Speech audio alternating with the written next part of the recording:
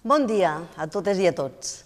Comencem avui el segon debat social, una iniciativa que vam engegar amb motiu del 25è aniversari de la Universitat Ramon Llull, que enguany celebrem, i si com en el primer debat social vam centrar-ho en un tema de màxima actualitat, que va ser el dels refugiats, avui el que volem fer és tractar una temàtica que és d'actualitat, però és una temàtica que porta molt llarg recorregut en el debat social, en la recerca i en els estudis, especialment a nivell de sociologia i de comunicació. És un tema de màxima actualitat també, perquè darrerament n'hem sentit a parlar i hi ha hagut, insisteixo, molt debat públic, que avui és el que voldríem abordar amb les especialistes que ens acompanyen i amb els estudiants i alumni de la nostra universitat. El tema és la representació de la dona en els mitjans de comunicació, per tant, plantejar-nos els rols de gènere, plantejar-nos quin és el paper que hi fa la dona. Hi surt la dona als mitjans de comunicació? Quan hi surt? Com hi surt? Quins són els models que hi veiem? Quina és la representació que els mitjans, que tenen un paper important també com a agents socialitzadors a la nostra societat i, per tant, també transmeten models i també transmeten rols, de quina manera estan representant la dona? Moltes d'aquestes qüestions són les que avui posarem sobre la taula amb les persones que ens acompanyen. Voldria començar fent un agraïment a les persones que no veieu, que estan al darrere de les càmeres. En primer lloc, al professor Jaume Benet, perquè és la persona, ell i tot el grup d'alumnes que faran possible aquest enregistrament.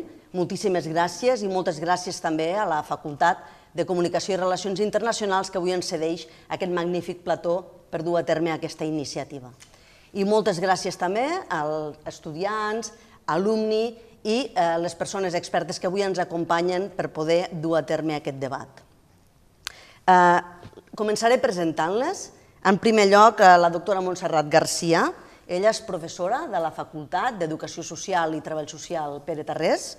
Ella és doctora en Antropologia Social i Cultural i postgraduada en Violència Familiar i ha fet molta recerca en comunitats també indígenes a Mèxic en relació als temes de gènere i desigualtats de gènere i també ha fet recerca sobre aquests temes a Equador. Avui, sobretot, el que li hem demanat a la professora Montserrat Garcia és que ens aporti aquesta perspectiva antropològica per entendre el tema dels rols de gènere, d'on venen, per entendre els rols de gènere que són tan presents a la nostra societat, com estan arrelats des d'un recorregut històric i antropològic que ve de molt i molt lluny. La segona persona que ens acompanya especialista és la doctora Magda Sallés. Ella és doctora en Història Contemporània i és professora d'aquí, de la Facultat de Comunicació i Relacions Internacionals Blanquerna. Investiga en el grup de recerca de cultura i audiovisual d'aquesta facultat i una de les seves principals línies de recerca és justament el tema de comunicació i gènere. La professora Magda Sallés té un llarg recorregut també en aquests estudis i en fer recerca sobre tema de gènere i podem destacar entre diferents audiovisuals que ha produït la realització del documental Les dones fem i sabem fer per la xarxa feminista, un documental que es va fer per la trobada de dones de la xarxa feminista a l'any 2006. Aquest documental i aquesta preocupació i interès de la professora Sallés sobre el tema del moviment feminista i el seu paper i aportació també en temes de comunicació és una de les qüestions que li hem demanat que ens aporti avui en aquest debat. I la tercera especialista que ens acompanya és la professora Meritxell Roca. La doctora Roca és professora d'aquesta facultat també, però ella actualment està com a coordinadora d'estudis a la Universitat de Princeton. De fet, la doctora Roca, ella és llicenciada en periodisme i doctora en comunicació i humanitats, i en la seva pròpia tesi doctoral el tema que avui ens aporta ja era la temàtica de recerca, per tant és una recerca, aquest interès sobre el tema de la imatge de la dona en els mitjans de comunicació, els estereotips, etc., és una de les principals qüestions que voldrem que avui ens aporti. Molt especialment perquè està fent molta recerca sobre això.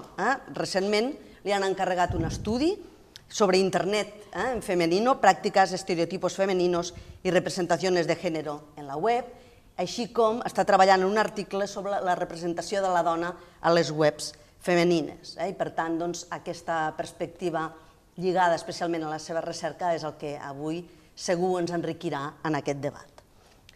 La resta de persones que ens acompanyen en aquest debat, com sabeu, en aquest format de debat el que pretenem és que s'obri un diàleg, que s'obri realment un intercanvi entre estudiantat de la universitat i professorat, i en aquest sentit estem avui especialment satisfets i satisfetes de tenir aquí estudiants, tant nois com noies i alumni, que venen motivats, no venen obligats, venen motivats perquè tenen molt interès per aquest tema i per tant segur que ens podran aportar també moltíssima opinió i alguns interrogants que són els que permetran el debat posterior.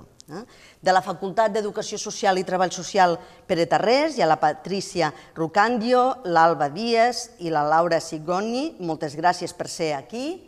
Tenim també com a alumni de l'Escola Superior de Disseny ESDI a l'Oriol Arnedo, Àlex Martín, que és el cap d'esports de la Universitat Ramon Llull. El tema dels esports i la representació de la dona en els mitjans de comunicació és un tema que dona molt de sí i l'Àlex és una persona especialment també sensibilitzada en aquests temes, o sigui que segur serà una perspectiva també molt interessant. I d'aquesta facultat, de la Facultat de Comunicació i Relacions Internacionals Blanquerna, tenim l'Helena Guardiola, que és alumni, i tenim l'Abraham Orriols i el Víctor Llobera, que són estudiants de la facultat. Per començar el debat, dèiem, és un tema d'actualitat, però que és un tema que ve de lluny. És un tema que s'ha fet molta recerca, és un tema en el que, a més, si parlem de mitjans de comunicació estem parlant de canvi social, perquè han estat una de les principals revolucions en els últims temps, les transformacions dels mitjans de comunicació i com això també ha canviat les nostres relacions en la societat. I específicament des dels estudis sobre dones, el que s'ha fet quan s'ha posat el focus en els mitjans de comunicació, i ho dic així com per obrir el debat i ara donaré la paraula als especialistes, s'ha fet, dic, com dos principals focus o dos principals interrogants. Un és sobre el on i l'altre sobre el què o el com, podríem dir. El primer interrogant, l'interrogant sobre el on, és tota aquesta línia que planteja la infrarrepresentació de la dona en els mitjans de comunicació. Realment, un estudi recent diu que si les dones som el 51% de la població, només una de cada 4 opinadores són dones.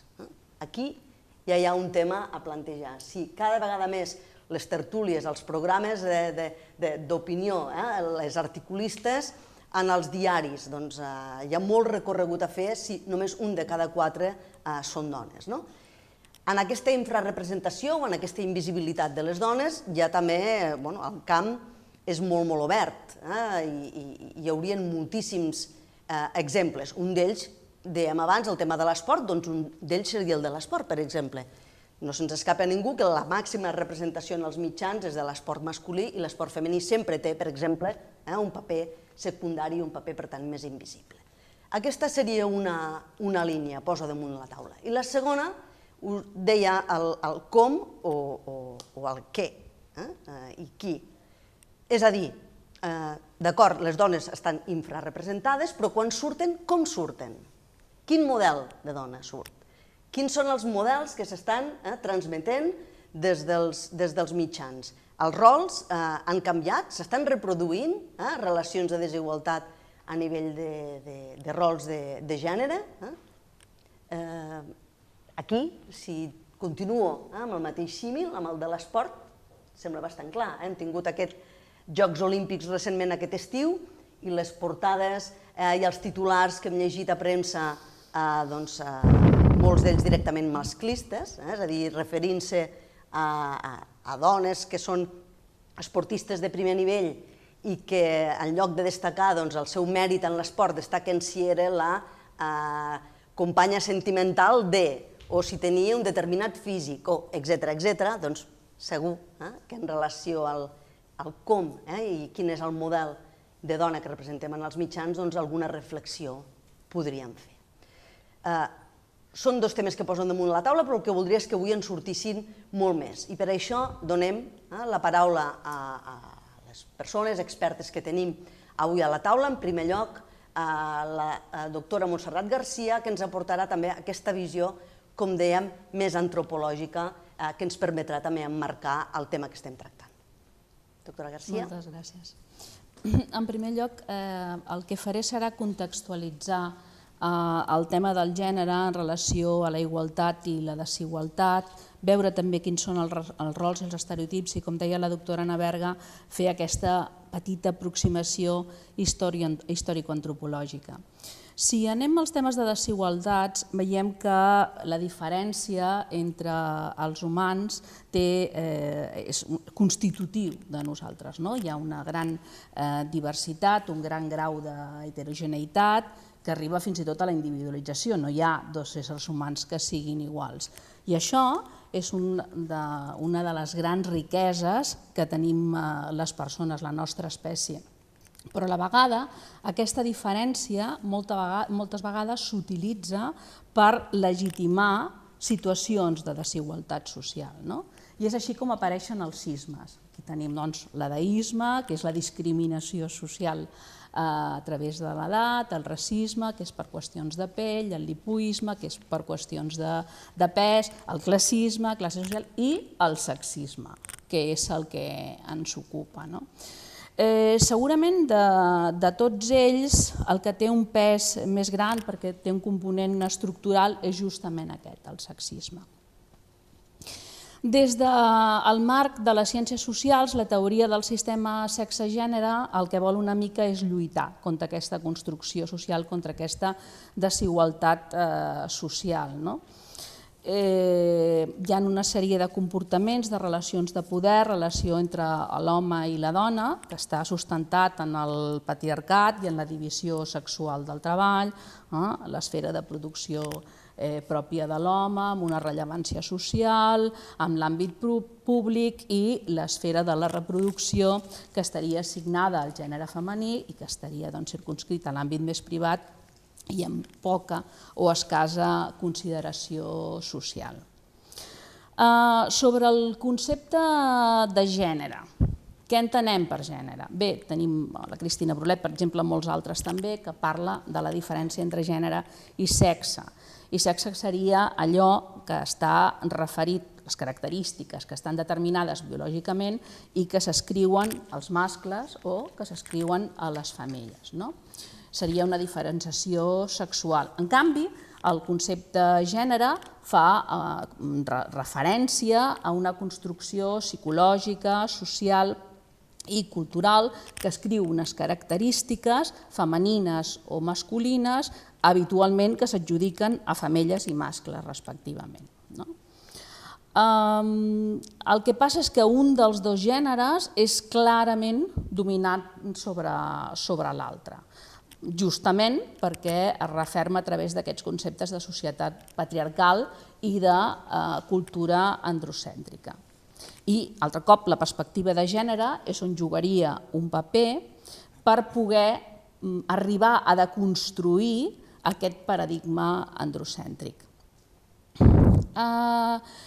L'antropòleg Paul Bohannan afirma que a mesura que ens anem fent grans ens anem fent etnocèntrics. La nostra ètnia és el centre de tot i a la vegada ens fem també generocèntrics. El nostre procés d'enculturació o de, com diem els antropòlegs, o de socialització fa que nosaltres pensem que el nostre gènere és el millor, igual que pensem que la nostra ètnia també és la millor. I ell també diu que hauríem de lluitar contra aquests posicionaments, malgrat siguin naturals, perquè es donen a totes les persones i a totes les cultures, un per l'interès de la societat global i l'altre per l'interès de la igualtat de gènere.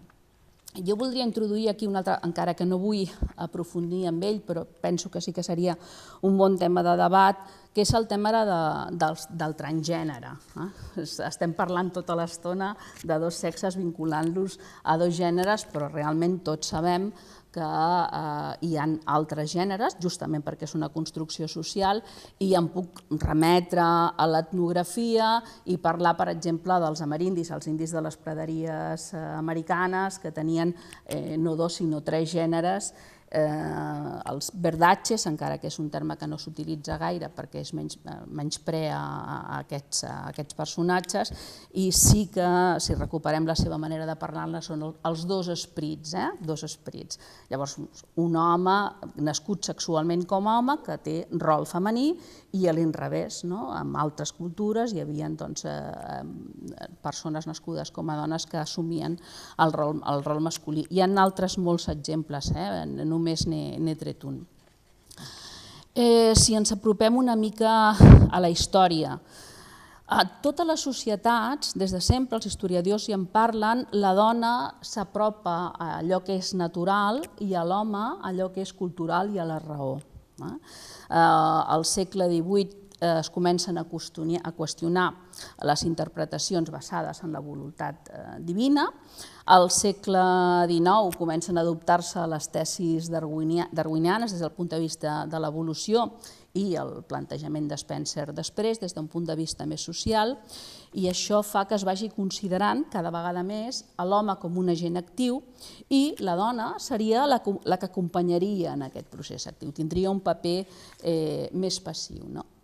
D'alguna manera el que es va fent és sustentant-se la naturalització de la dona relacionada amb el seu vincle biològic i el tema de la maternitat. Altre cop recupero l'antropologia també per qüestionar això, perquè ha arribat a estar tan naturalitzat que sembla que les dones tenim com un instint, es parla d'instint maternal relacionat amb el tenir cura dels nens i les nenes, dels fills. La Margaret Mead, per exemple, encara que hi ha més exemples també, ens parla del poble Mundugumor, a la Nova Guinea, on les dones per elles era una càrrega, els fills, i de seguida traspassaven el tenir cura d'aquests als germans petits i a les germanes. I a més el que és més interessant és que no tenien cap sentiment de culpa relacionat amb això. Els exemples històrics, per exemple, tot el tema de la desimplificació de la mare davant de la mort dels seus fills. Aquí és qüestionable si és un tema cultural, si és un tema de barrera psicològic pel fet de la gran mortalitat d'infants en les èpoques històriques i de més. És evident que tota la societat estableixen aquestes diferències entre homes i dones, però allò que es defineix com a masculí i allò que es defineix com a femení varia en el temps i en l'espai. Les situacions són molt diverses. Clar, si continuem amb el paradigma històric, i amb això acabo, a mitjans del segle XIX aquest deure social de fer-se càrrec de la prole s'instaura. Llavors, aquesta subcultura femenina es va aprenent, com deia abans, a través d'un procés de socialització o d'enculturació. I aquí hi participen, sens dubte, diferents agents socials, la família, per exemple, amb tot el tema de la legitimitat dels fills, els cognoms, la filiació i de més, una manera de circumscriure. Són realment els meus fills els que tinc amb aquesta senyora, no, això ha tingut un pes important, al món educatiu, lògicament, que reprodueix estereotips, rols, de manera sovint, i, evidentment, també els mitjans de comunicació, que són els que ens ocupen avui. Molt bé, moltes gràcies, Montserrat, per aquesta introducció i visió antropològica, i donaríem la paraula ara a la Magda Sallés perquè ens aporti, com hem dit abans, des de la seva recerca i des del seu coneixement, també algun apunt des del punt de vista, altres coses, però des del punt de vista també del moviment feminista. M'he preparat així fer una sèrie de reflexions que espero que ens serveixin pel debat. Una és, per exemple, parlar de com van entrar els estudis de gènere a la universitat. Els estudis de gènere van entrar a la universitat impulsats per algunes professores que formaven part del moviment feminista dels anys 70. Moltes d'elles eren militants del feminisme i llavors el que van fer va ser aportar o fer les seves aportacions que havien descobert en el món del feminisme a la universitat. I per això es van crear, van entrar els grups de gènere a les facultats, potser emulant també una mica les anglosaxones, que eren una mica les que portaven la iniciativa amb tot aquest tema. Per una banda, podem pensar que aquest tema va ser positiu i per una altra banda no ho va ser tant. Per què? Perquè, per exemple, ara hi ha algunes veus que diuen que les dones llavors es queden limitades a tractar els temes de gènere i, per tant, els altres temes més importants continuen estant en mans dels homes. Per tant, ara hi ha moltes professores que el que pensen és que les seves conviccions sobre el tema de gènere s'han d'aportar d'una manera transversal, és a dir, amb les seves recerques, en els seus estudis, però no en temes tan específics, sinó, evidentment, obrir-ho a tot, perquè és la manera que realment això acabi impregnant, perquè si no et quedes com reclòs en el tema de gènere i tal. Bé, una mica el moviment, si l'haguéssim de buscar els orígens, ens podríem remuntar fins a l'època de la Il·lustració, que va ser el gran moment de la lluita per la igualtat de les persones. De fet, la doctora Amèlia Valcárcel diu: el feminisme és una conquesta il·lustrada. I ho diu així, és veritat, perquè va ser un període que la lluita per la igualtat de tots els éssers humans es va estendre per tota Europa. Per tant, en aquell moment, evidentment, les dones van aprofitar-ho també i van llançar-se a lluitar per la seva llibertat. Podríem dir que a partir d'aquí hi ha com 3 moments en el feminisme, que és que aquestes idees de llibertat van confluir primer en el moviment sufragista abans de la Primera Guerra Mundial, i això seria el que s'anomena la primera onada de feminisme, que van ser les dones organitzades lluitant pel sufragi, és a dir, perquè les dones poguessin aconseguir el vot. Després va haver-hi un altre moment de parada de tots aquests temes del feminisme i ens trobem que als anys 70 torna a haver-hi un altre cop, un altre sorgiment en força del moviment, que són totes les lluites que es van donar a favor de la igualtat i que anaven molt lligades amb la nova esquerra europea d'aquells moments i que, d'alguna manera, el fet que la nova esquerra estigués reclamant coses i que les dones quedessin relegades va fer que prenguessin consciència d'això i s'organitzessin un altre cop com a moviment feminista. I llavors això seria la segona onada del feminisme. I fins a l'època actual, que és la que anomenem, o podem anomenar, la tercera onada del feminisme, on d'alguna manera les dones també han descobert que no hi ha un sol feminisme, sinó que hi ha moltes classes de feminisme. Llavors hi ha algunes que defensen el tema de la igualtat, altres defensen el de la diferència, etc. Llavors això és una mica el que ens fa avançar com a moviment feminista. Evidentment, els canvis que hi ha hagut a la societat, si mirem enrere, són considerables, hi ha hagut força canvis. Jo sempre penso, hi ha un exemple amb les pel·lícules que podem veure, en pel·lícules, per exemple, la Ursula Andrews, en la pel·lícula Agente 007 contra el Doctor No, que és de l'any 62, podem veure que té un paper completament passiu de dona que espera que sigui l'home el que d'alguna manera li resolgui els problemes i és també un personatge infantilitzat.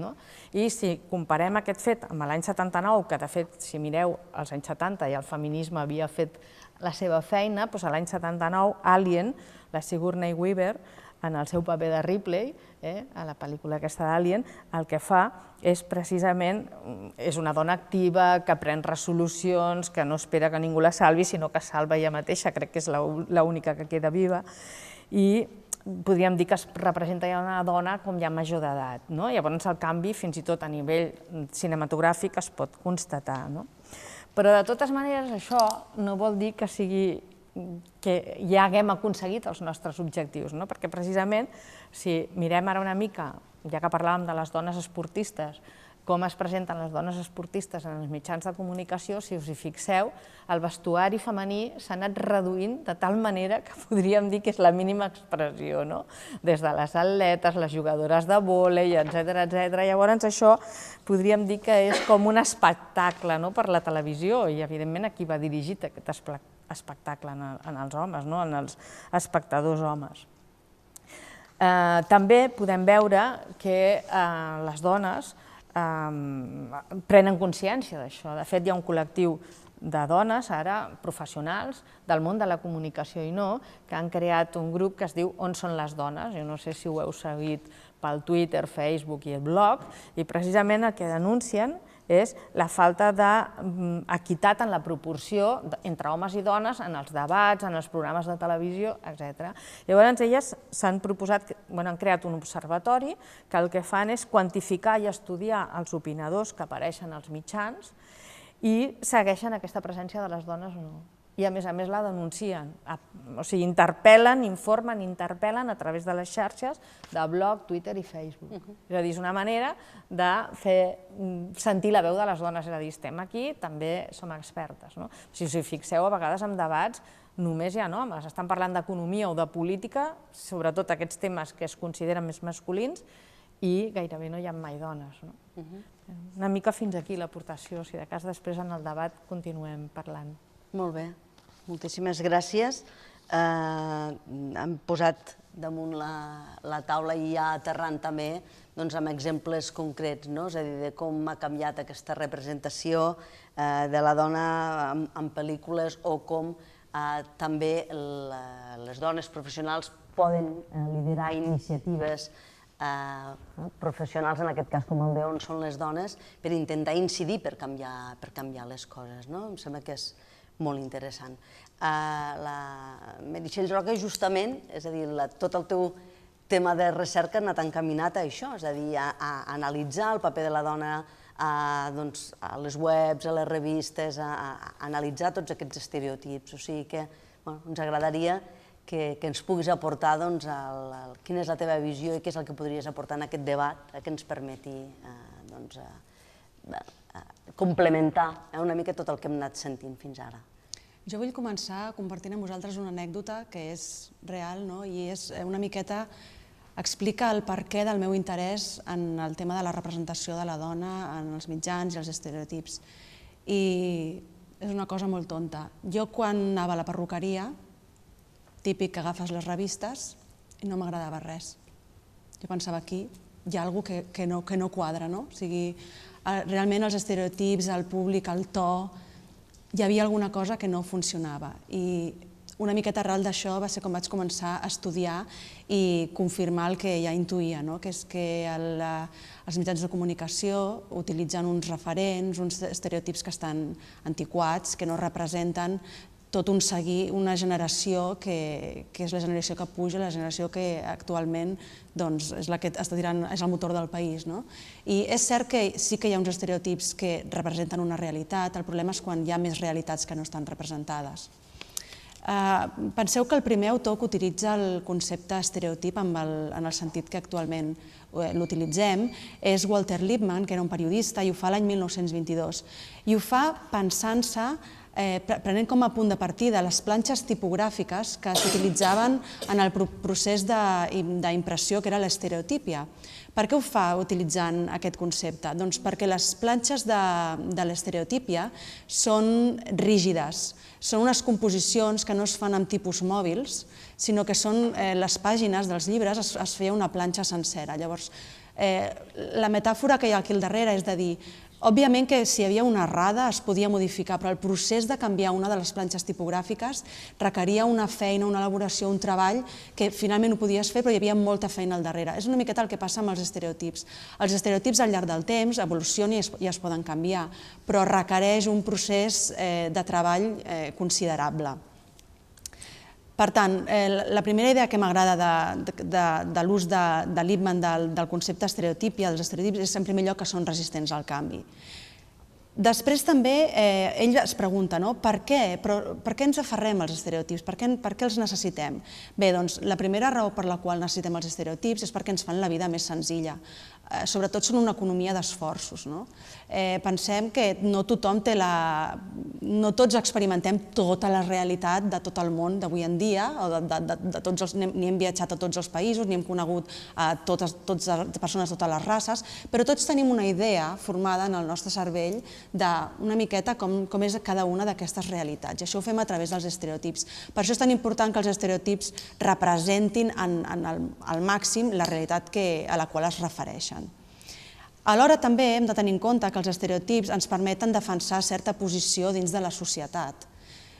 Nosaltres com a individus ens podem etiquetar, tot i que no hauria de fer servir aquesta expressió, però jo com a dona estic referida a un estereotip que és el de dona, però també com a dona barcelonina hi ha un altre estereotip dels barcelonins, respecte de gent que viu a altres països, o una persona que ha fet uns estudis o que té una professió.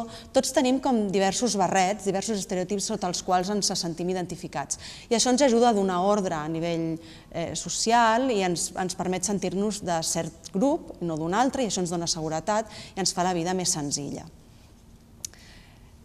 Quina és la relació entre estereotips i mitjans de comunicació? Molt fàcil. Els mitjans de comunicació són la nostra finestra al món. Hi ha moltes realitats que les percebem a través dels mitjans de comunicació. Per això és important que la gent que es dedica als mitjans de comunicació tingui una formació, i això és particularment pertinent que ho diguem en el context d'aquesta facultat, però pensem que els periodistes, la gent que treballa en el món de la comunicació, ens fan una mica aquest filtre entre la realitat que és la realitat que nosaltres percebem. I aquest filtre, els estereotips tenen un paper molt important. En el fons, el que els estereotips ens fan és fer la realitat més digerible. Estic anant una mica ràpid, però el que m'interessa és que arribem a parlar del que és la premsa femenina. Hem vist una miqueta el que són els estereotips, com s'utilitzen, el paper dels mitjans de comunicació i què passa amb la premsa femenina. Primer de tot, hem de tenir en compte que la premsa femenina s'adreça fonamentalment a dones. Això no vol dir que tots, si tenim marit, nòvios, pares, germans, i tu et compres una revista femenina com a dona, això no vol dir que la deixis a casa i l'home també s'ho llegeixi i la trobi interessant i pugui trobar articles o continguts que li siguin d'interès. Però a nivell conceptual, les revistes femenines estan pensades per un públic molt específic que són les dones, que és el públic femení.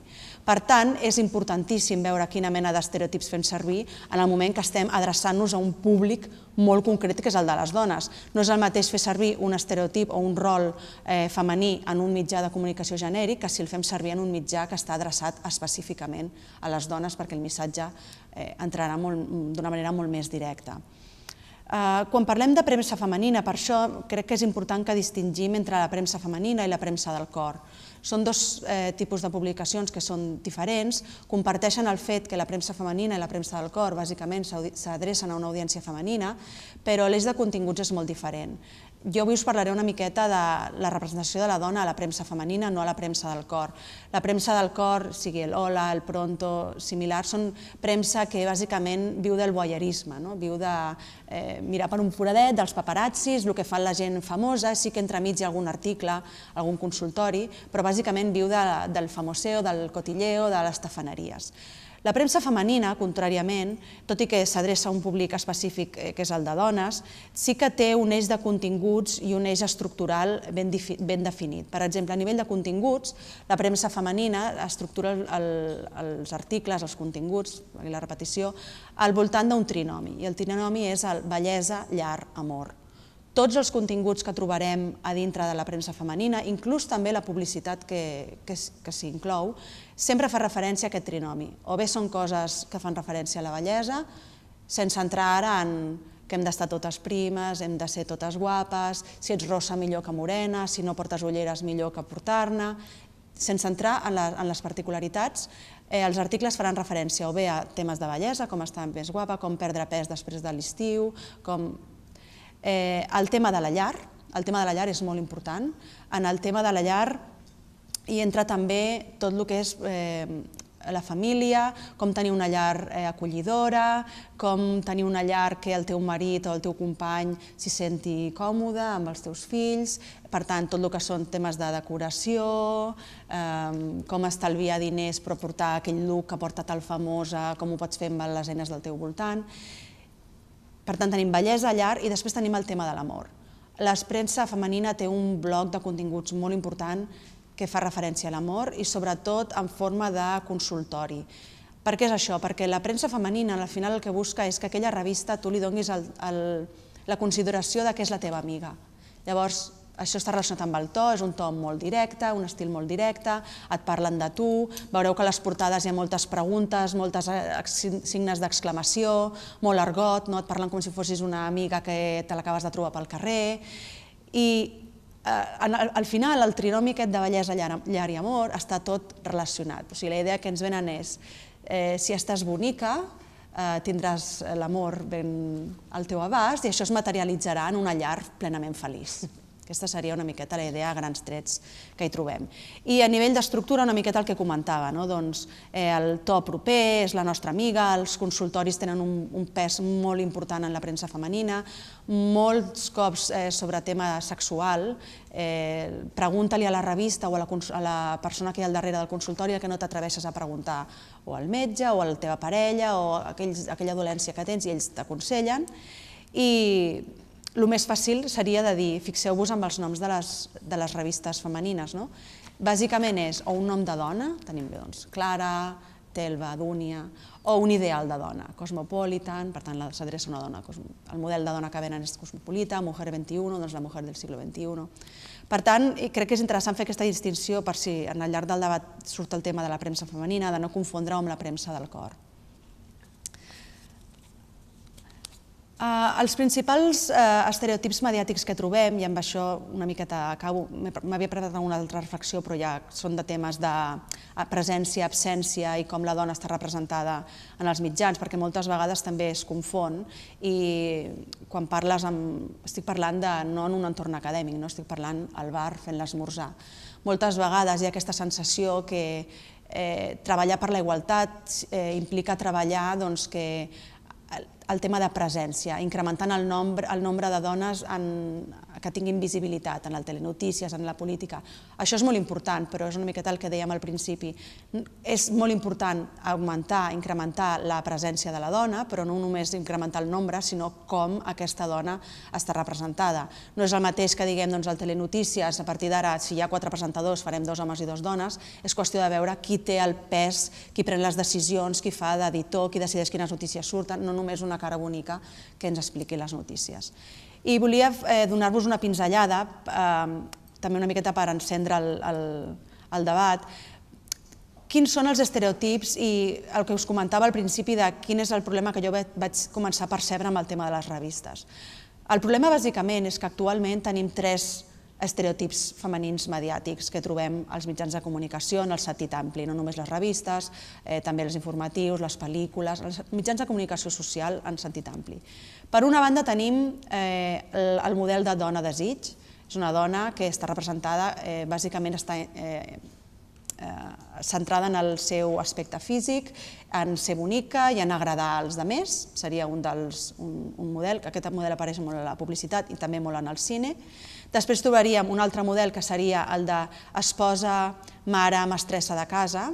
És una dona que tota la seva energia la dedica a ser una bona esposa, a ser una bona... No implica que estiguin casats, tot i que no és casual que sigui esposa, perquè moltes vegades aquests estereotips perpetuen la idea del matrimoni respecte de la convivència, ja no entro en relacions homosexuals. Per tant, seria el de l'esposa, mare, per tant implica que és una dona que té fills, totes aquelles dones que potser optin per una vida que no vulguin tenir fills estan ja excloses, i mestressa de casa, una miqueta el que dèiem abans, la que està dedicada, potser treballa fora de casa, però intenta tenir una jornada petita per poder dedicar-se als fills, al marit, a la casa, a cuinar, a netejar. I després tindríem un altre tercer model, que és el de Superwoman, que és el que és una miqueta tot plegat, no? Ets una bona esposa, ets una bona mare, ets una bona mestressa de casa, estàs impecable, ets molt bonica i a més tens una superfeina amb un càrrec de responsabilitat, cobres molts diners, impossible, no? Quina és la problemàtica? Que falta un quart model que a poc està començant a aparèixer, però que encara és molt residual, que seria el model d'una dona emancipada, treballadora, per la qual el matrimoni o la maternitat són opcionals. Què passa? Jo, quan vaig fer l'estudi, com comentàveu al principi, de les revistes femenines, vaig veure que no hi havia gaire canvi. Era o la dona desig, o l'esposa mare mestressa de casa, o la Superwoman. Tot i que són revistes, les revistes femenines, que estan editades i escrites majoritàriament per dones, que era una cosa que també en el seu moment em va, diria que inclús ofendre, no? Com això, si està escrit per dones, com és que no intenten impulsar un canvi? També aquí podríem entrar en el tema de la tirania de la publicitat, no? Ja ho podem parlar més tard. Però el que sí que estem veient és que avui en dia, a nivell de les webs, dels blogs, hi ha moltes webs d'estils de vida que estan editades, estan escrites per dones, que són dones que actualment tenen entre 25 i 35 anys, són dones joves que han acabat els estudis, que tot just tenen segurament la primera feina o potser una primera i una segona feina, i que sí que comencem a veure que ja aquest model es canvia. Doncs el matrimoni no tothom decideix casar-se, moltes estan visquent soles o compartint pis amb altres noies, una feina que moltes vegades és una feina que té responsabilitats, no tan sovint com voldríem, però inclús a vegades estan més ben pagades que homònims que són homes, i sí que en aquest sentit comencem a veure una miqueta de trencament de la tendència. Llavors, si hagués de resumir una miqueta el que us he explicat ara, recopilant el que us deia al principi, recordeu que al principi deia els estereotips, contràriament al que molta gent pensa, són necessaris pel nostre dia a dia. M'agradaria dir, sí, són necessaris, però, ull, el problema és quan la distància entre la realitat representada i la representació és massa gran i queda trencada, els estereotips, en comptes de ser una eina que ens fan la feina més fàcil, són una arma de doble fil. Doncs molt bé, moltíssimes gràcies. O sigui, ara justament és el moment de donar veu a totes les persones que jo diria sou protagonistes d'aquest debat, que sou l'estudiantat, els alumnes, és a dir, és el que pot enriquir, perquè s'han posat moltíssims temes damunt la taula i de fet estem parlant de temes que ja no els estem posant només en un pla d'anàlisi o de recerca, sinó que jo crec que tothom té una opinió, perquè són temes que en definitiva parlen de nosaltres, de la nostra realitat, de la nostra experiència també pròpia. Per tant, us dono la paraula. No sé qui vol començar. Donarem la paraula a l'Àlex Martín. El tema d'esport, que és un tema que a mi em preocupa bastant, hi ha un estudi on les dones, des del batxillerat fins a l'entrada a la universitat, hi ha una baixada intensíssima de la pràctica esportiva i sobretot de competició. Clar, quins referents tenen aquestes noies? Amb nois està clar que referents esportius, tots els que vulguis i més. Les noies cap. No hi ha esport femení per televisió, només el veiem cada 4 anys quan hi ha les Olimpiades, que aleshores sí que hi ha esport femení i sents comentaris com «Estas son nuestras niñas», infantilitzant l'esport femení, imatges com es deia abans, el vòlei platja femení, per exemple, que si no ho sabeu, fins al 2012 l'altra imatge impactant que va ser, que era la noia d'Egipte amb el burca, amb la noia d'Alemanya. Clar, aquesta imatge fins al 2012 hagués sigut impensable, perquè fins al 2012 les noies estaven obligades a anar amb aquella indumentària, la que portava l'alemana.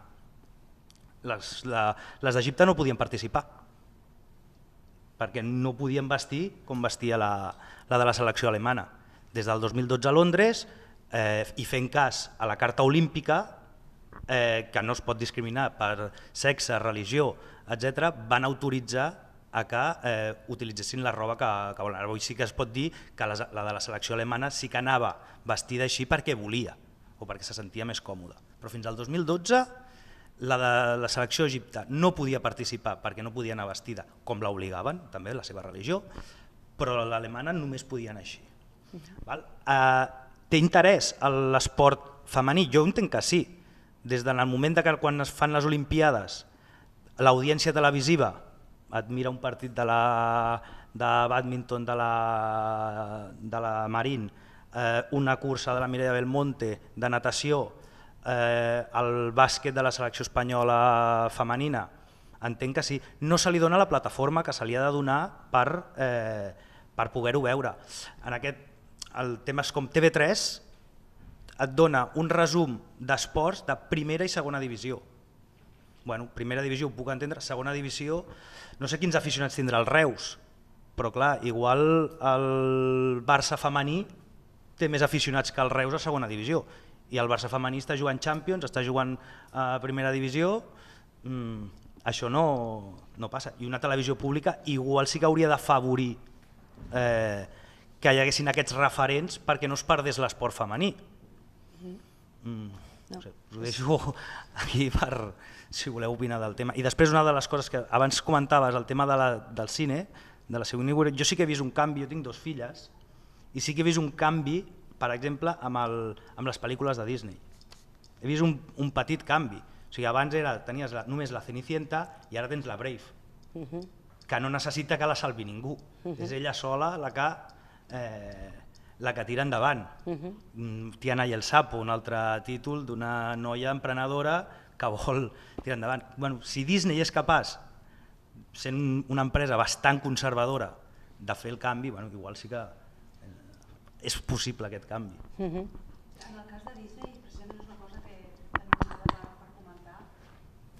Jo sé que la Gina Davis, que a més no és casual, no és de Thelma i Louise, que també és una pel·lícula que és un referent a nivell de rols de gènere, va engegar una iniciativa, té una fundació que es dedica a estudiar la representació de la dona en les pel·lícules de dibuixos animats i suposo que fan molt èmfasi en les de Disney. I una miqueta tot ve sempre per la teva anècdota personal i ella va veure que les seves filles veien les pel·lícules que ella no havia fet mai cap atenció i quan les comença a mirar diu, home, aquí potser alguna cosa no quadra. Llavors jo crec que en el tema de Disney hi ha hagut molta pressió perquè hi haguessin canvis. No és un tema que ara pugui donar dades.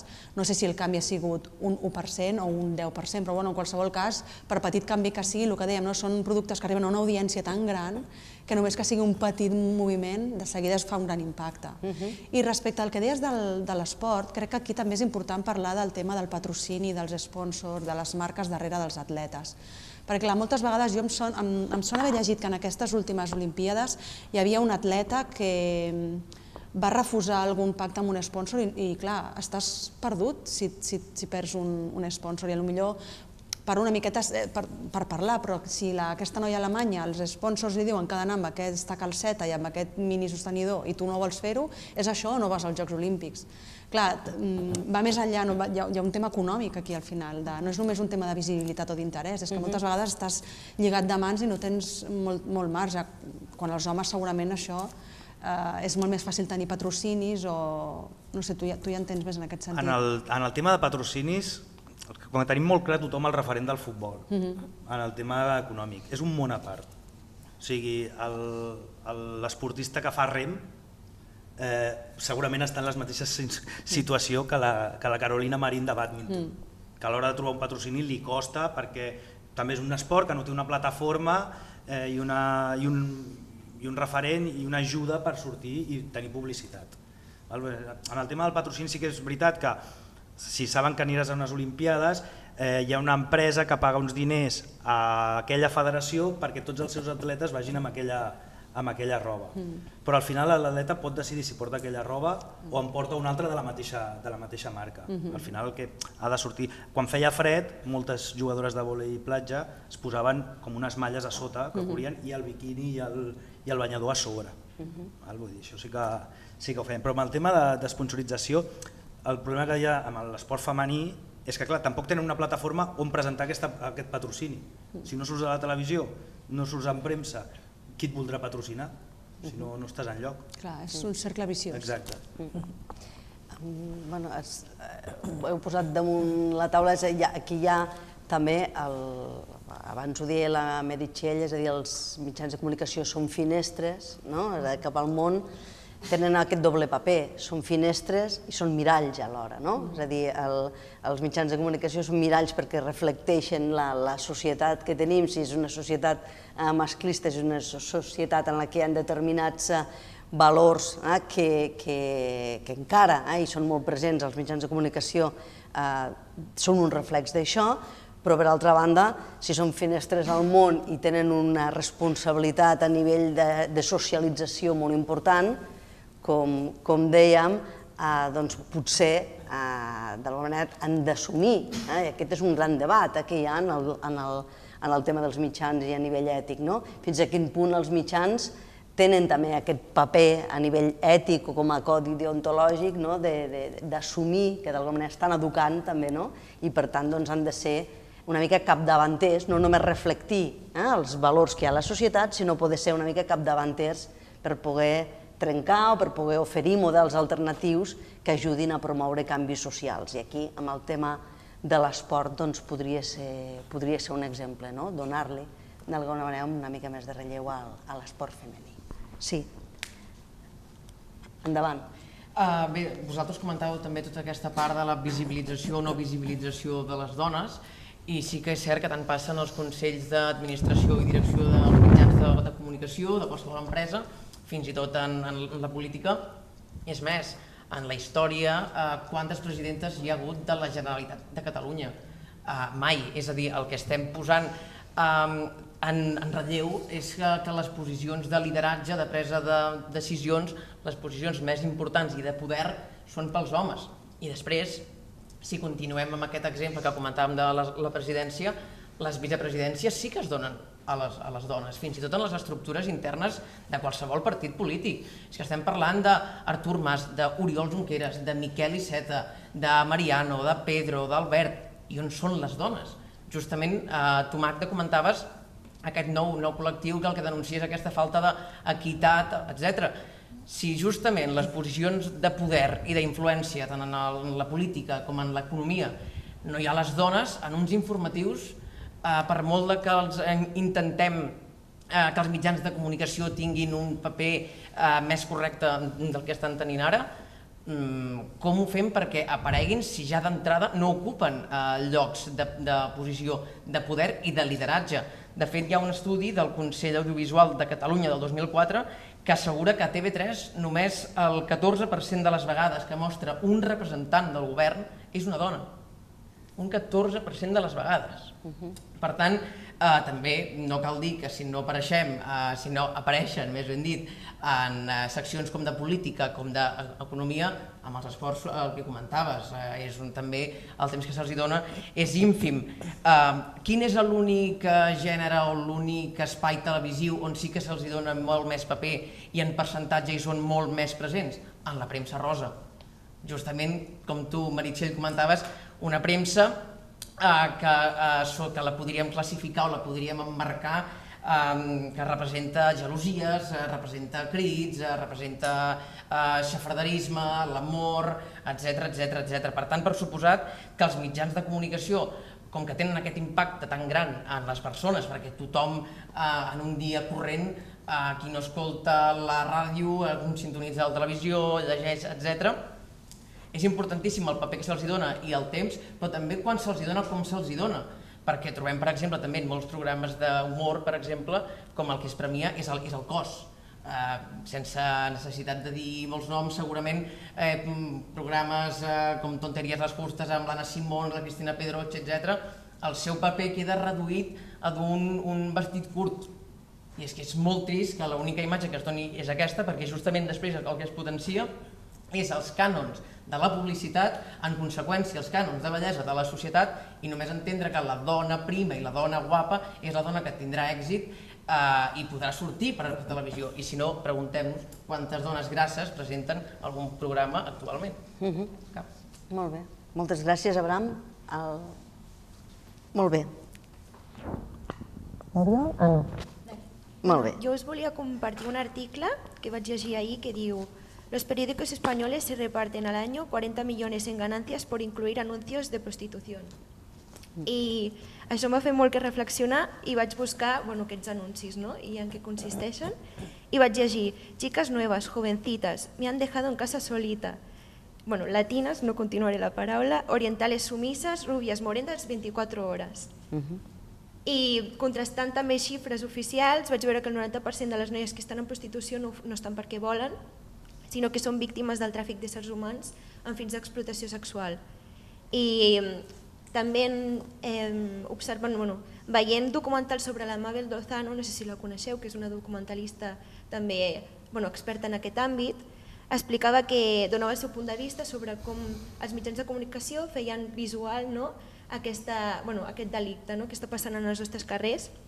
I ella deia que només es mostra d'una única forma, que és amb tacons, amb lenjeria i amb tangues. O sigui, quan tu veus una notícia sobre que una noia ha sigut rescatada i que era víctima de tràfic d'éssers humans, et posen aquesta imatge i no que aquesta persona els seus drets han sigut violats. i ja no se sap res més de què passa en aquesta noia. Ningú sap què ha sigut d'ella anys després, no?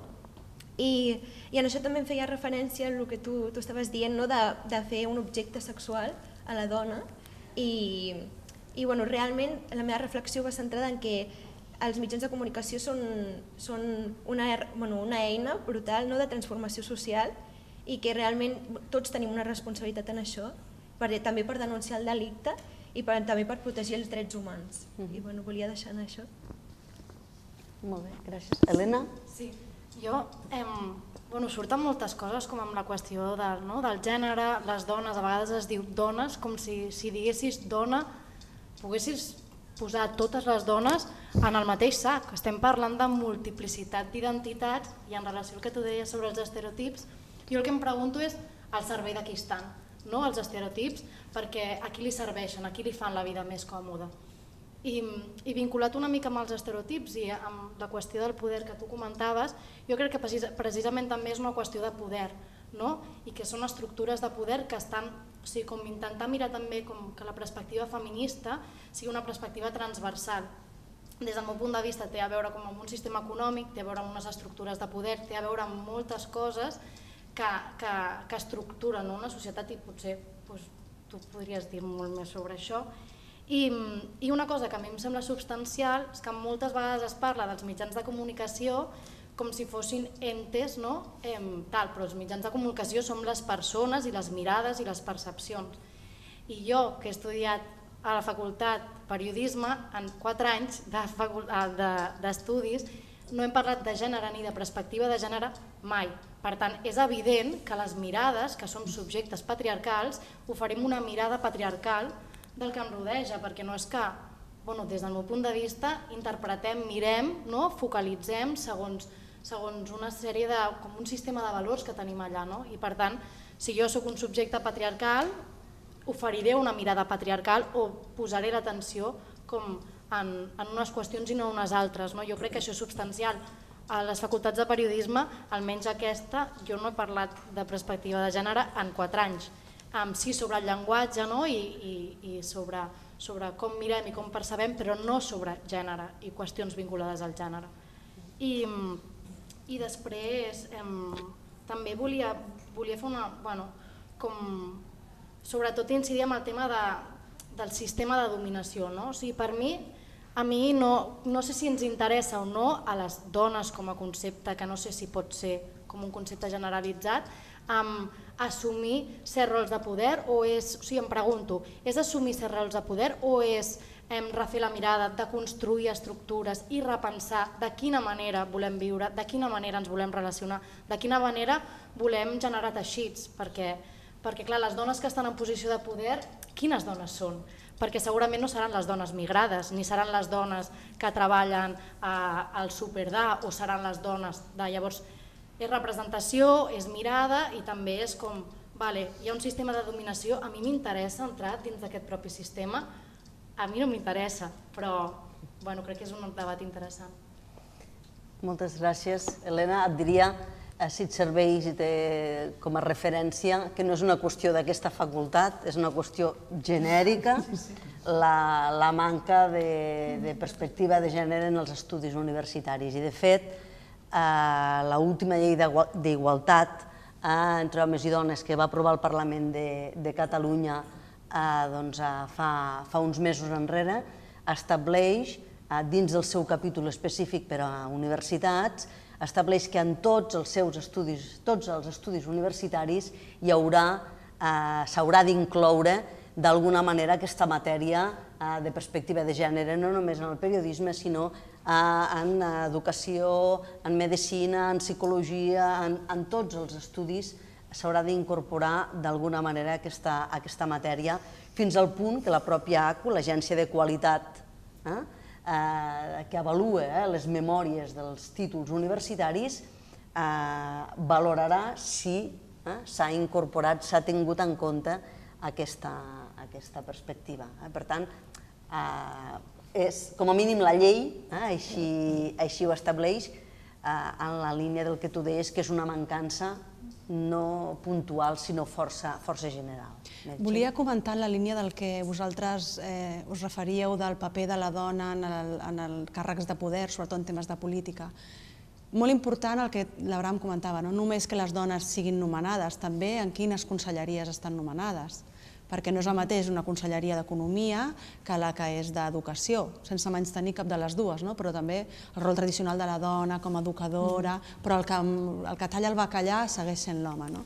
I una miqueta en la línia del que tu comentaves, moltes vegades quan es fa referència a la importància que hi hagi dones en el poder o com una governanta governa diferent respecte d'un home, que és una mica difícil d'avaluar perquè clar, n'hi ha tan poques, però sí que com que socialment se'ns atribueixen uns atributs que són diferents als dels homes, doncs no sé, potser ser més dialogants, moltes vegades es fa referència a si un país governat per una dona entraria en guerra o no entraria en guerra respecte de... Realment és difícil de saber perquè no tenim exemples que ho permetin, però sí que és veritat que això sí que està estudiat, que moltes vegades les dones, quan reben un càrrec de molta responsabilitat, acaben actuant com a homes, perquè és l'única manera que tenen de mantenir-se en el poder. Copien el model. Sí. Molt bé. Endavant l'Alba. Jo agraeixo que l'Helena hagi començat a parlar de patriarcat, perquè el patriarcat és nosaltres som un sistema patriarcal, i dic nosaltres perquè som les persones, tampoc és un ente que tenim allà que ens està atacant contra el que hem de lluitar. Nosaltres som persones patriarcals que vivim en una piràmide de dominació on és la masculinitat el punt més àlgid. I per què parlo de masculinitat també? Perquè el gènere no és només cosa de dones. És a dir, en quin moment un problema social només la meitat de la societat ha de lluitar per deconstruir-lo.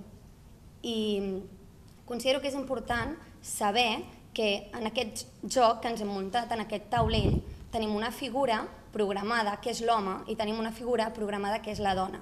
Llavors, en aquestes relacions de poder que s'esdevenen, que ja estan programades, pactades i que reproduïm i perpetuem constantment en diferents escenaris, en quin moment començarem a refer els personatges i a entendre que si hi ha un opressor i hi ha un oprimit, no només podem canviar si fem que canviï la persona oprimida, perquè el canvi està atacant el problema d'arrel, qüestionant la masculinitat hegemònica i veient com deconstruïm el patriarcat, no només com posem tirites a les ferides, perquè la malaltia continua. Llavors, m'agradaria també introduir el rol de l'home. Fins ara s'ha parlat molt de la dona i és un treball de conscienciació i d'empoderament personal. Personal parlo perquè sóc dona, però d'empoderament brutal, però caldria començar a qüestionar altres aspectes per donar un gir més i avançar cap a canvis reals i justos, perquè realment serà just i serà igualitari si el canvi és social. I respecte a allò dels mitjans de comunicació, que potser me'n vaig una mica de tema ara, considero que els estereotips són un mecanisme de defensa del patriarcat, que serveixen per justificar, perpetuar, reproduir aquestes idees que ens hem cregut, que molts cops naturalitzem perquè no sabem d'on venen, però són totalment construccions socials, i que els mitjans de comunicació, com ho és la família, com ho és l'escola, són agents socialitzadors. Llavors, de la mateixa manera que són armes que disparen contra nosaltres, podem girar el canó, enfocar en contra i fer-nos còmplices d'aquestes eines, és a dir, difusió, conscienciació, buscar mirar alternatives. I jo plantejo, per exemple, el debat aquest que estem plantejant en si, ja posa de rellevància que ens estem qüestionant coses, però a vegades ens quedem en aquests èxits simbòlics, que és canviar discursos, canviar consciències, però cal fer 2 passos més. Quan ens conscienciem, caldria d'assolir el canvi, però no s'assoleix el canvi si no repensem estratègies, si no aprenem noves maneres d'afrontar els problemes, estudiem com fer-ho, plantegem com fer les coses. Quan sapiguem estratègies, eines, noves maneres de ser, de construir, assolirem el canvi. Però ens cal donar aquestes passes, començar a treballar-hi perquè els canvis passin de ser simbòlics a èxits materialitzats. hem de materialitzar-ho, penso jo, en l'acció. I per això es necessita una mirada més global que entengui aquest problema com no un problema de dones, sinó com un problema social. Després, si analitzéssim la figura de l'home, en si la masculinitat hegemònica també és perjudicial per la mateixa figura d'home que es veu encasillat en un rol del qual no pot sortir i és perjudicial. Però potser ens sortiríem una mica del tema. Absolutament. Crec que és molt interessant el que has posat damunt la taula i que lliga amb el que la Montserrat a l'inici ens plantejava. És a dir, estem parlant de gèneres, estem parlant de rols construïts socialment i, de fet, és tant el de la masculinitat com el de la feminitat que han estat construïts socialment, no, Montserrat? Sí, jo volia aportar dues coses. Quan parlaves de models i de mitjans, l'altre dia estava pensant en el mitjà radiofònic, quan no teníem tot internet i ni tan sols la televisió, ja la generació de la meva àvia i la meva mare, la nostra ja vam viure com a mínim la televisió. Els consultoris radiofònics, el pes del... Recordeu? L'Helena Francis. L'Helena Francis i la Montserrat Fortuny. Són programes radiofònics que van estar des dels anys 30 i l'altre dia llegia, van acabar tots dos l'any 84. Es va descobrir que l'Helena Francis era un home. Sí, i la Montserrat Fortuny deien que era un capellà, un home capellà, a més.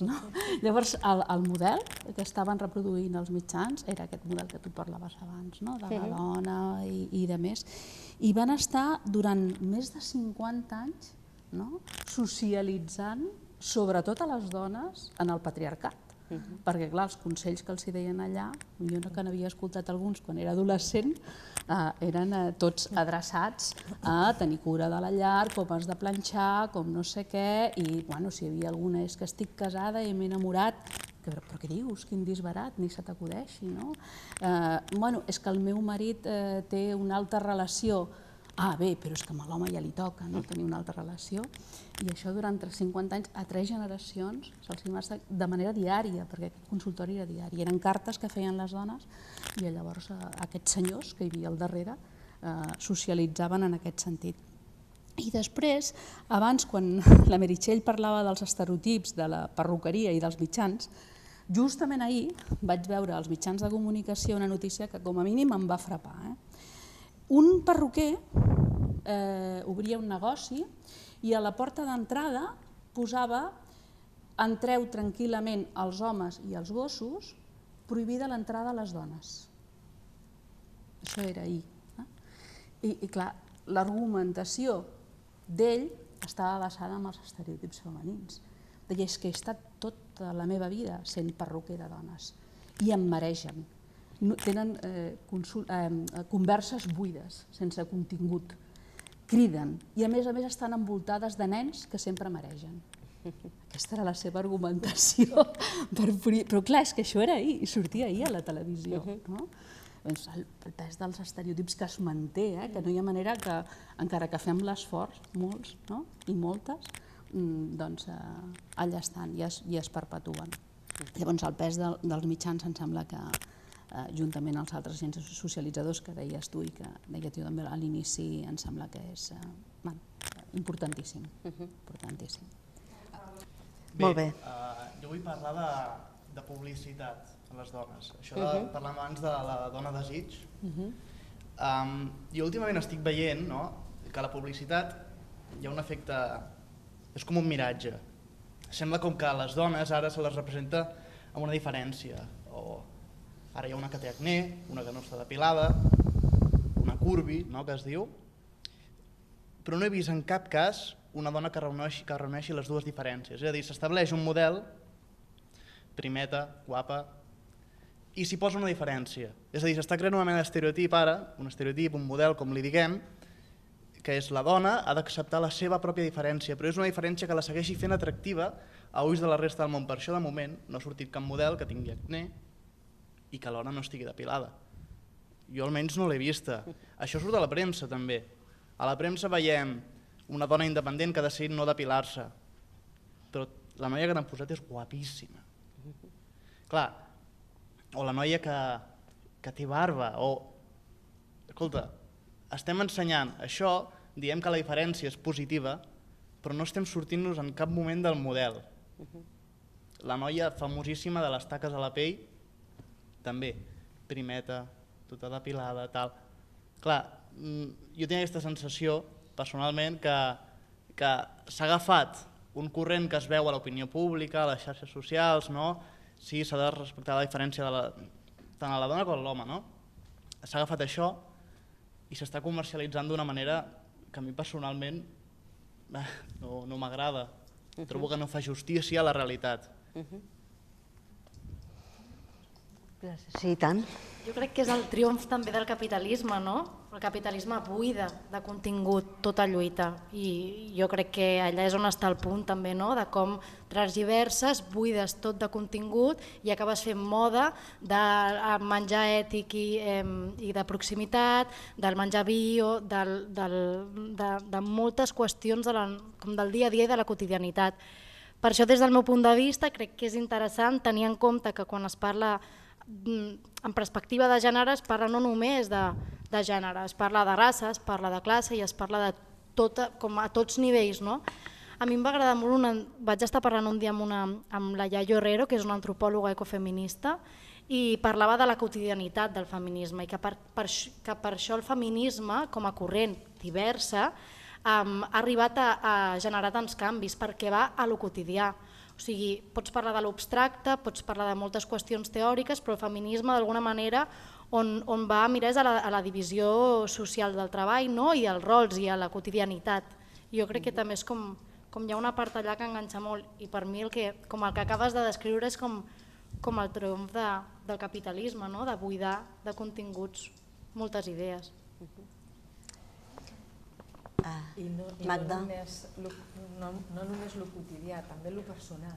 Una de les conquestes del moviment feminista dels anys 70 va ser precisament el que es deia, que el personal és polític, és a dir, fer política el que era personal, perquè és el dia a dia que vius. De totes maneres, jo penso que els canvis també han d'anar lligats a l'evolució d'una persona, d'un individu. Ara, sense gènere, com a persona, tu has d'evolucionar i has de créixer.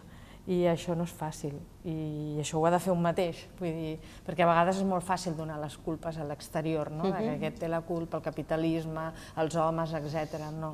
El que hem de mirar és dintre nostre quin tipus de societat volem i com ens comportem nosaltres, perquè això és l'important, això sí que canvia. Vull dir, si jo vull aquesta societat, vol dir que el meu comportament ha d'anar adequat en aquell tipus de societat, perquè moltes vegades hi ha molta gent que té un discurs d'esquerra revolucionari i després amb la seva vida quotidiana. Llavors això és una responsabilitat personal que tenim.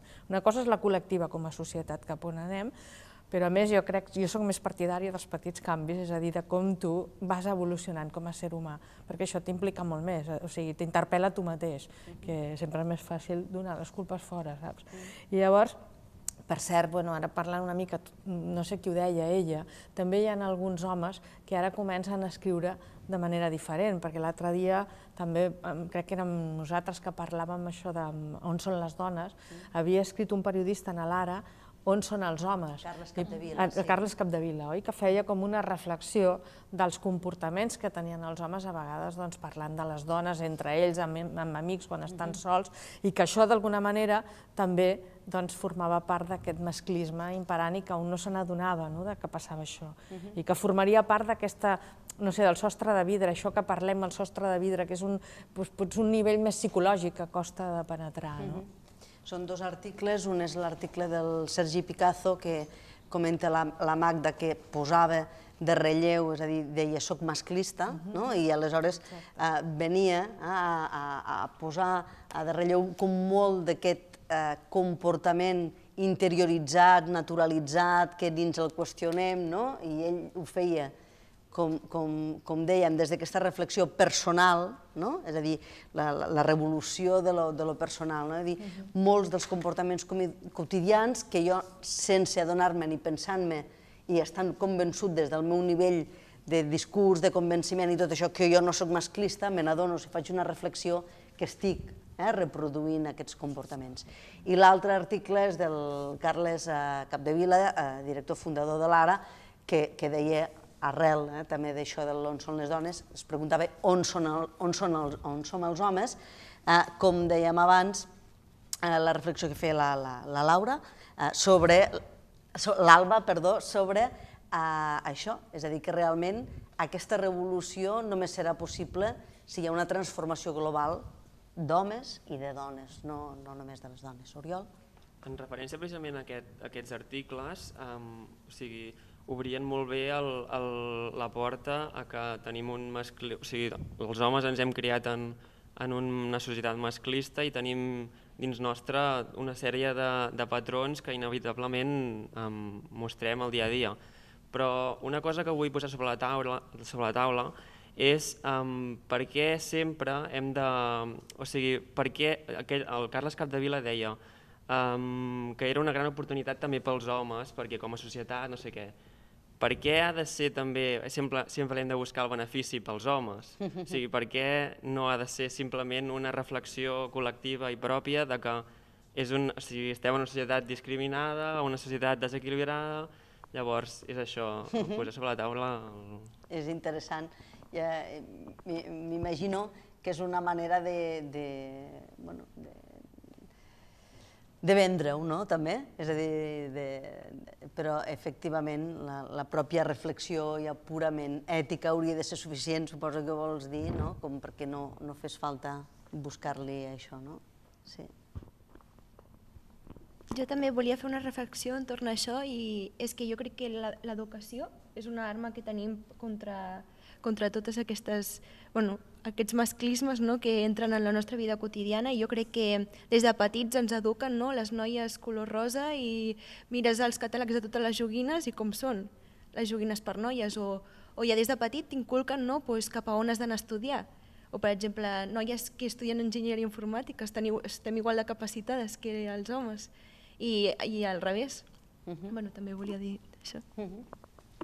Jo volia fer referència al que estava parlant ella abans sobre la publicitat, la dona desig.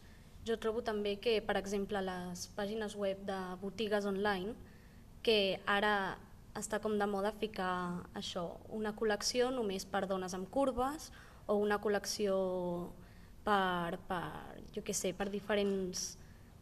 diferents tipus de dones, però també t'estan creant un estereotip realment, perquè estan ficant com que això és algo estrany, que és algo fora de lo comú. O sigui, tu si estàs comprant i fiques més de la talla 42, ja estàs a un altre, ja estàs com a un altre sac. I trobo que això, o sigui, realment s'està veient com un canvi, però realment és molt hipòcrita, perquè tu realment estàs comprant per les pàgines web i tu veus allà i dius, bueno, si vull aquesta cosa només la fan, per exemple, per dones de menys de la talla 38 o aquesta només la fan per dones a més de la talla 38 i trobo que això és una cosa bastant hipòcrita que no s'ha de... O sigui, la gent ho està veient com algo positiu i crec que s'hauria de... O sigui, que una marca no hauria de fer roba, per exemple, per tot el tipus de dones o no diferenciar-les tant. El tema... Sí, perdó. No, el que està dient al final les marques simplement el que busquen és negoci, perquè aquest mateix aspecte ens passa als homes. Vull dir, jo, que no soc baixet, hi ha un tipus de roba que mai la trobo, mai la fan per mi. En aquest aspecte les empreses comercials simplement van a guanyar diners. Un aspecte molt clar és Nike, Adidas, quants anuncis hi ha ara de noies fent esport? Que van moníssimes per sortir a fer esport. Quants nois, igual, vull dir, tots, jo surto a córrer per la carretera de les Aigües i no em trobo ni nois així, ni noies així, corrents així, o sigui, tots portem la roba que ens inculquen, tots. Vull dir, han trobat una via de negoci en aquest aspecte, els és igual. Les marques els és igual el que nosaltres estiguem parlant aquí, ells volen vendre. En aquest aspecte crec que el tema del gènere per ells no té cap mena de sentit.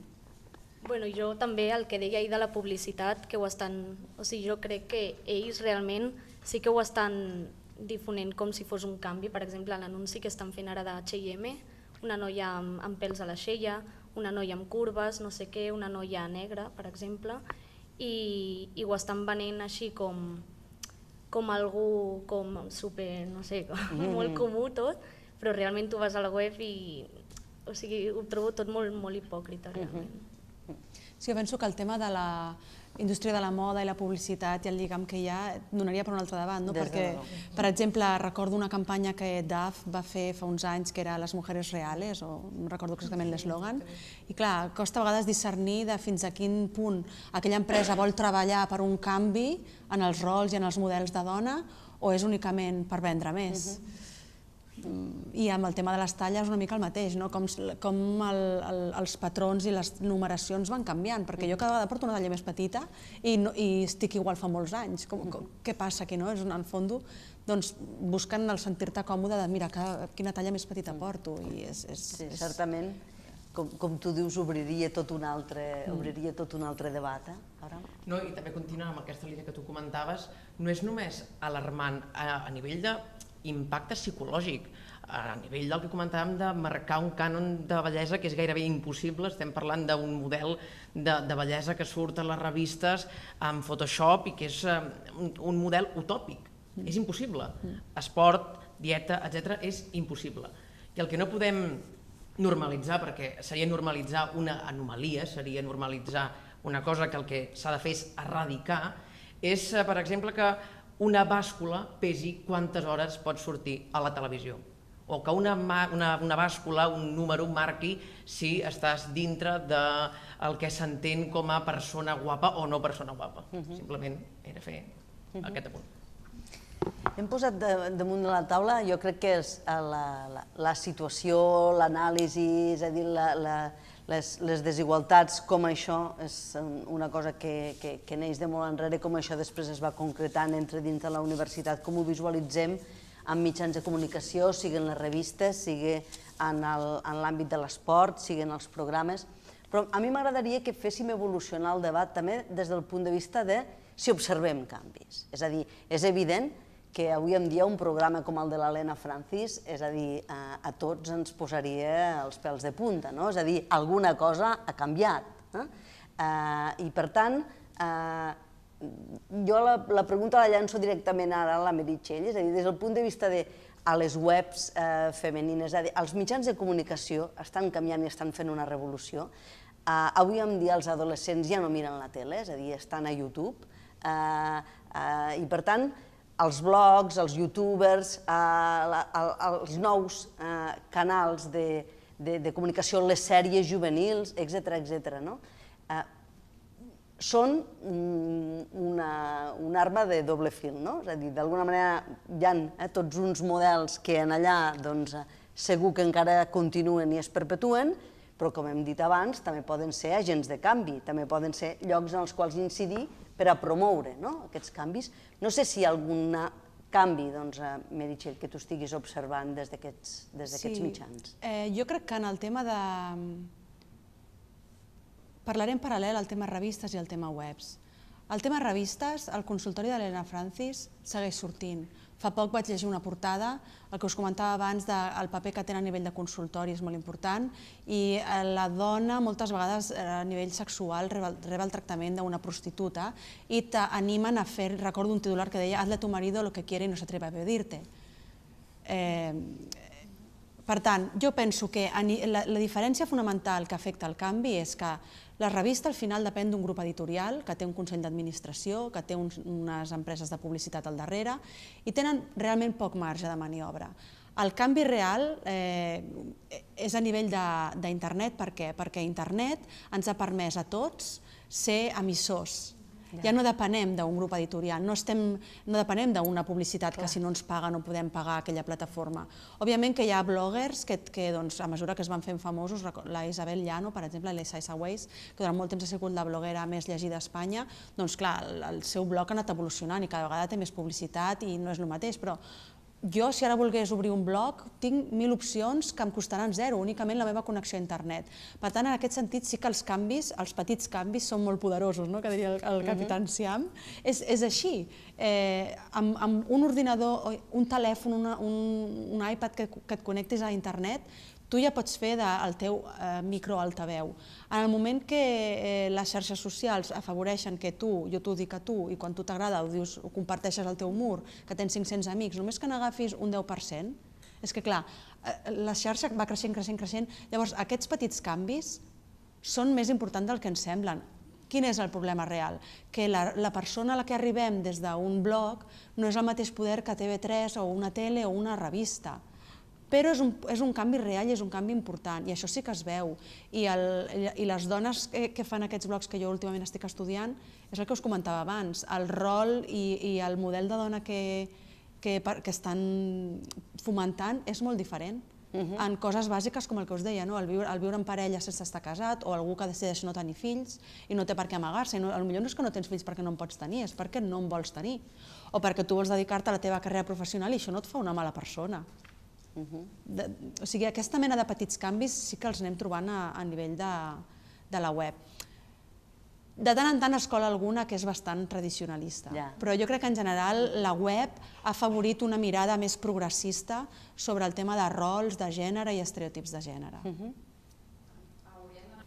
Jo reprenent una mica el que dèiem abans, crec que, com he dit, els èxits són simbòlics, era necessari arribar a aquest punt, està molt bé, però crec que se'ns estan quedant insuficients en el sentit que, com tu deies, en la lògica capitalista, venem discursos buits, venem valors que no tenim i nosaltres comprem tot el que es ven.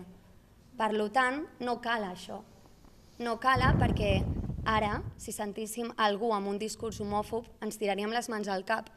Però quants cops algú ha dit jo estic a favor de la homosexualitat però no vull que el meu fill sigui gay.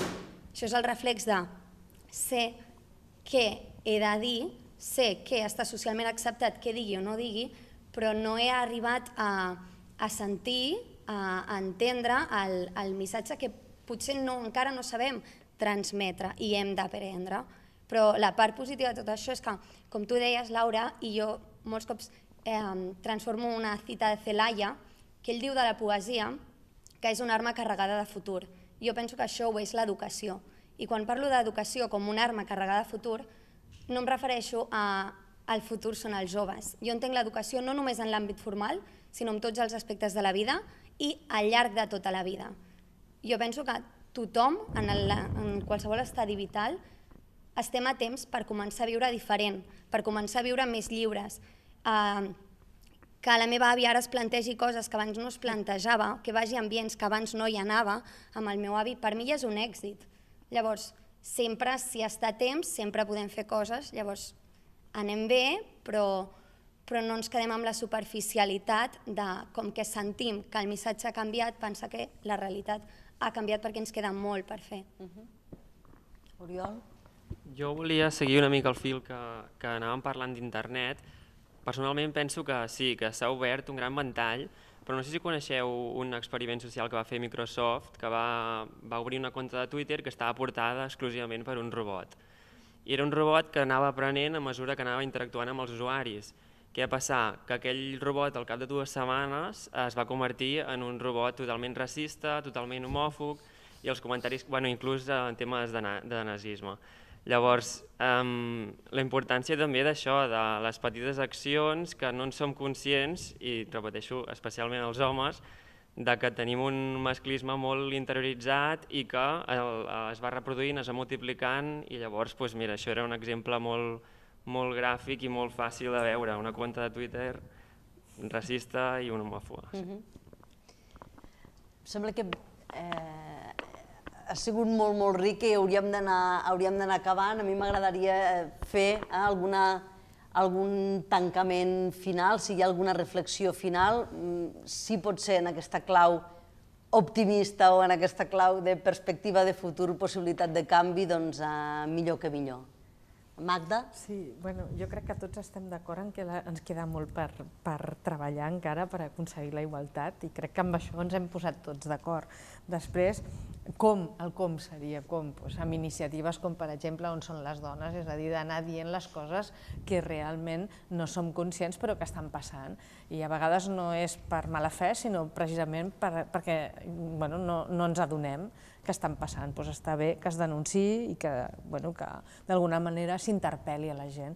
I l'altre és l'educació. Per mi l'educació és una eina importantíssima precisament per prendre consciència de tots aquests temes i educació a nivell social i després evolució personal, com a individu.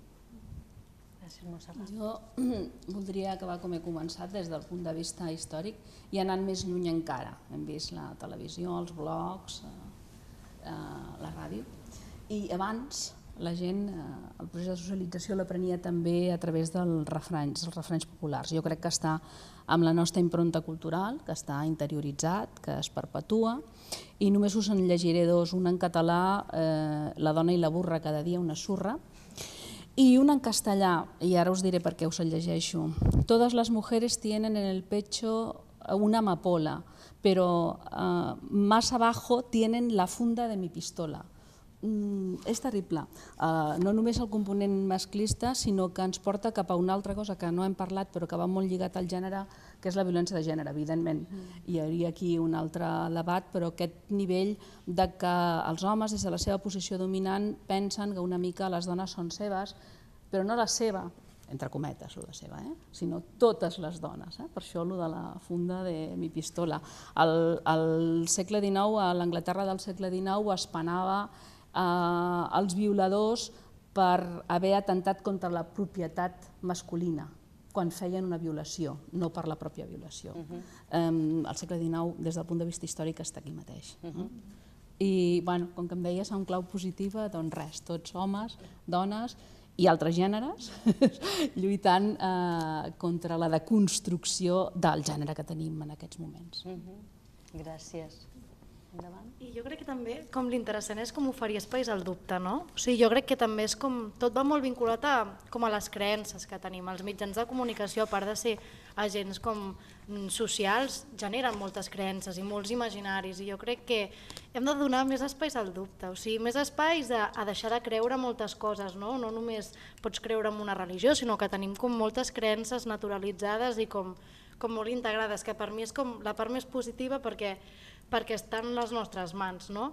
I col·lectivament, jo crec que és superimportant col·lectivament perquè un individu sol al món no és res, ha de ser percebut, ha de ser llegit d'alguna manera, no? I això encara ho fa més bonic també, no? Com situar-nos en punts diferents i desaprendre col·lectivament com moltes coses, jo crec que és com oferir un espai al dubte molt interessant.